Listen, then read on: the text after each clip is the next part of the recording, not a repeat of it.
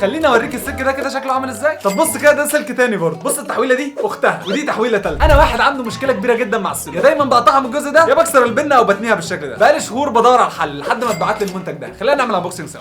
ما تعرفوش انا بحب علامه دي اتش ال دي قد ايه يا جماعه؟ مش عشان الحاجه اللي بتتبعت لي دايما بتكون غاليه يعني، ما تظلمونيش. ده شكل البوكس يا جماعه، صغنونه قوي مش كده؟ نرجع للفيديو العادي بتاعنا عشان خاطر ده محتاج انبوكسنج لوحده. انا عايز اقول لكم البوكس ده الشركه بتتحداني ان انا اعمل فيه تجارب مجنونه، قالت لي تجنن لابعد الحدود واحنا معاها. هل يا ترى هيكسبوا في التحديات اللي انا اعملها؟ اوبا، سلك رقم 1، رقم 2، 3 سلوك تايب سي 2 متر. ايه ده، هو في جيف اواي ولا ايه؟ انا مش عارف انتوا هتاخدوا بالكم ولا لا، بس السلك متجلفن بطريقه مش طبيعيه. اوبا، دي الحاجه اللي كل الناس كانت بتطلبها بقالها فتره. 4 كونفرتر يو جرين من 3.5 مللي للايت، يعني هتقدر تشغل اي سماعه ومايك على الايفون بتاعك باعلى كواليتي، في نفس الوقت التحويله عمرها ما هتتقطع منك. صراحه المنتجات كتير قوي مغريه، ولو عرفت سعر السلك ده الموضوع هيكون مغري. بص، ما انصحكش ان انت تخش تدور على سعره، انت احسن لك تستنى الجيف اواي اللي عاملها الحاجات المجنونه. اتاكد انك دايما بتتابعني، لان مش هيكسب الحاجه دي الا اللي يستحقها بجد. ولو انت ما شفتش معاناتي مع السلوك